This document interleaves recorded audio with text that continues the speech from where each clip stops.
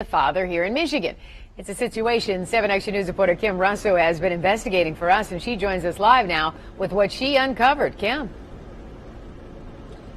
Yes, men, you need to know this. You can have a DNA test in your hand that, as Maury Povich would say, says you are not the father. You can go to court and a judge can still say you owe child support. For a special investigation that I'm working on that airs tonight on 7 Action News at 11, I spoke to 4 men who took DNA tests to court and did not get the response they expected or feel they should have gotten. They are what we call dads by default. Or maybe we can bring a little joy.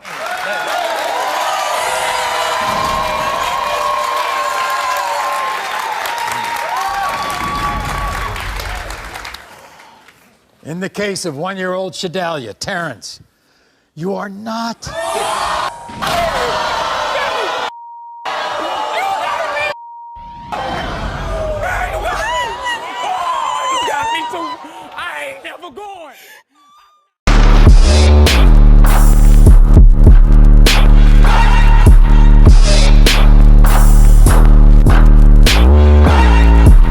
All right, Roscoe.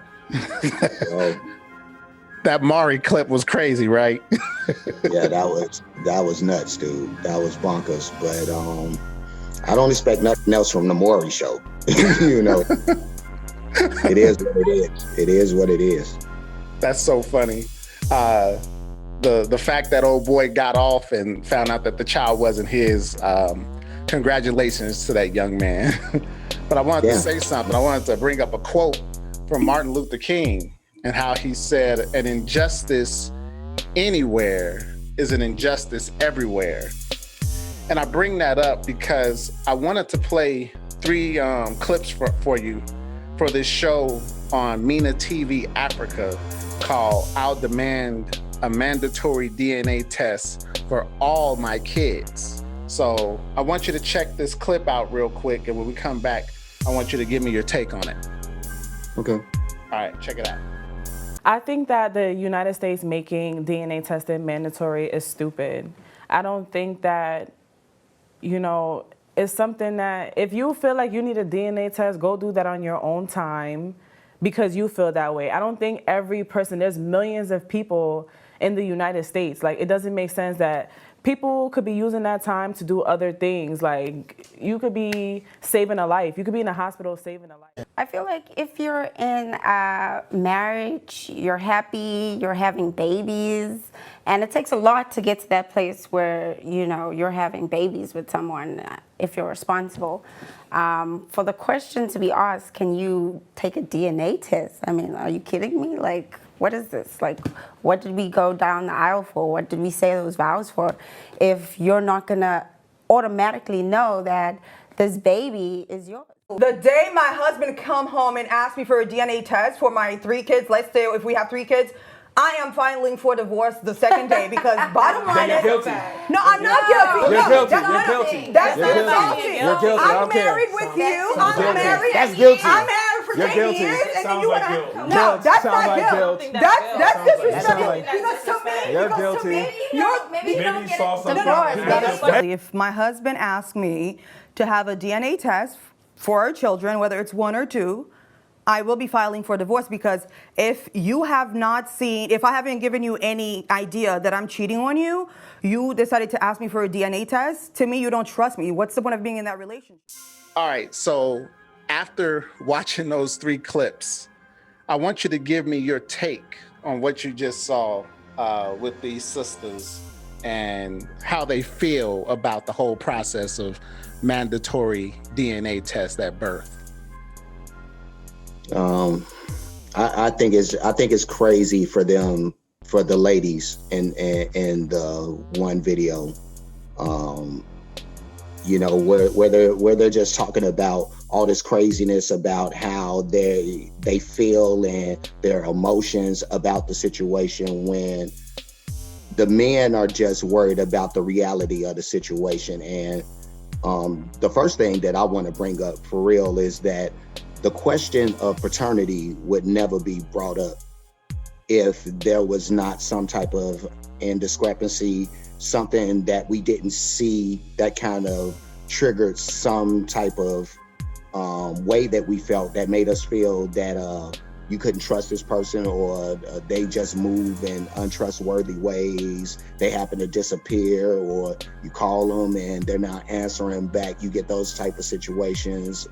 And yeah, you know, when you have that, or when you get to the stage of actually having the babies, and now you get to a situation where some men, they'll look at the baby and say, hey, this kid doesn't even look like me, you know? So in that situation, I don't think it's too much to ask from a lady for a paternity test.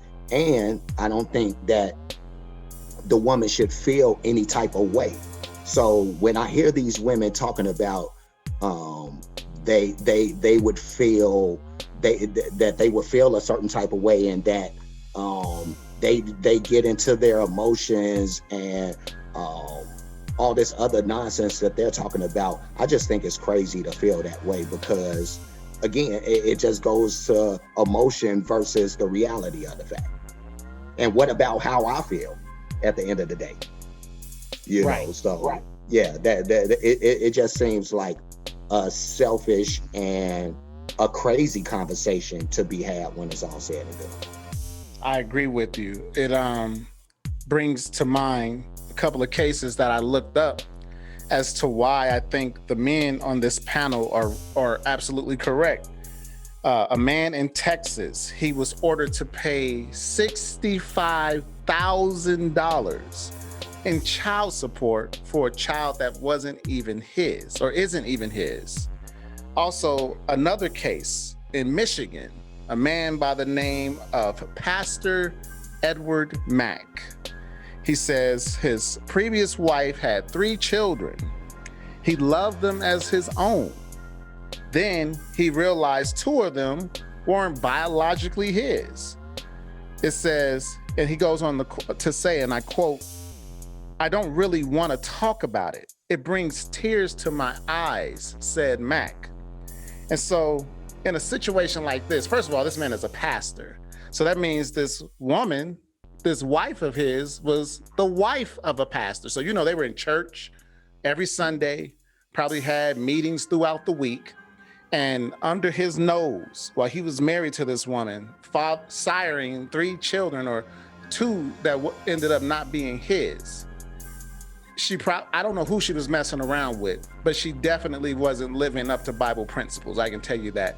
For a woman to sit up here and do something like this, and this man was probably with her every step of the way, thinking that these children was his.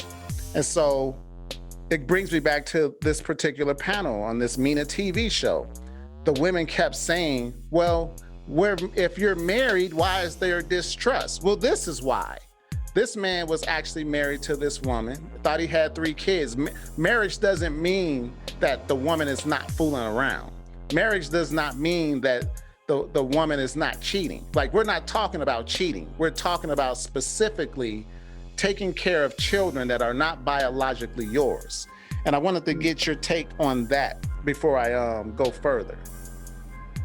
Well, even if we're not talking cheating, and you're talking about the courts forcing you to have to pay, even though you're not the biological dad, I think it's nonsense, you know. And for the courts and the states who have these laws, that have these laws going on, I think those laws need to be amended, changed, stripped, stricken down, whatever the case is, because it just seems like such a crazy notion when these guys already in these situations more times than not are stepping up trying to do the right thing already.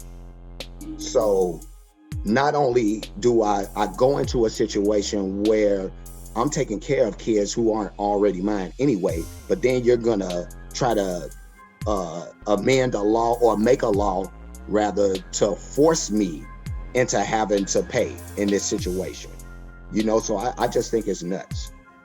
That's all I can say. Okay, so in connection with that, I do believe that it's nuts, but I wanted to read a text message that I found on social media, and it's from a girl. I won't say her name. It ends with a sh. But she goes on, she's talking to who I guess would be the side dude, but she says to him, please don't tell Donatus that this not his baby. And the guy goes on to say, I don't even act like we homies no more. Are you coming to see us when he leaves? Yeah, just let me know soon as he go, I will be on my way. And so she replies, I made him sign, I'm assuming we're talking about child support papers or the birth certificate. Birth certificate most likely. I made him sign so you can be good. And he says, cool. No child support for me. We gonna be okay. Dang. What do you take away from this, bro? I know that this chick is maniacal and unscrupulous and devilish. And the dude in this scenario, the side dude, if you will, who happens to be the biological dad, is a sucker. That's all I can say. And this is a sucker situation if I've ever seen one. And I really feel for I don't want to say the dude's name again, but D. I feel sorry. We'll call him D-bag.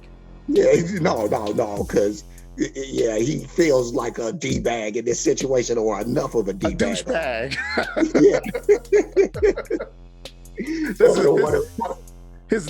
Make D feel no lower. His new name is douchebag. Douchebag for a homie. The homie is the douchebag. Side dude whose biological dad is the douche. But yeah, D is just living his life and taking care of this kid, and you got this chick who's behind his back talking to the real dad, who's playing the role of side dude. Who they more than happy with this situation. She done connived this dude into signing the papers. So dude has already signed off into the fact that he's the biological dad, even though he's not. He's gonna have to take care of this kid, and even if he tries to separate from this lady, he's bound by laws of the state to take care of the kid. So just bad situation all the way around, dude. All this is a sign of the times, baby. But speaking of sign of the times, the artist Prince, we're going to go back to a stat from 1999 in connection with this. It says paternity fraud stats were 30% of tests that were taken in 1999. And so the way I look at stats is like this. We have X amount of people that actually come forward to become a part of the statistical number. But then there are many more who never, ever come forward and are part of that statistic. This stat is from 1999. Here we are over 20 years later. And the thing that I want to highlight is that we live in a full-blown thought culture where there are literally women running around here having sex with 2, 3, or more men at a time. That's why we had that opening clip of the Maury show, because they'll come back time and time again. And it's like, how many people were you sleeping with during the window of conception? From what I know, the window of conception is pretty small. It's like a few days. And so for you to have that number of people that you can bring to a show like that to try to figure out who the father is, once you start getting to 7, 8, 9, and 10 bodies, what is really going on out here? And so this stat probably has ballooned probably 3 times that amount in the world that we live in today. And so I bring that all up to say this in closing with my opening statements: an injustice anywhere is an injustice everywhere. No man, just one man paying for one child that isn't his, that he's been lied on as having been the father of that child, or tricked into being the father of that child, is an injustice that needs to be addressed. So personally, I do feel like there should be mandatory paternity tests at every birth. with the exception that the man and the woman choose not to have it. With the exception of a man with a woman who knows his woman is loose and has been messing around and he's willing to take on the responsibility of another man, then those men, okay, that's your choice. You know, you have autonomy as a human being.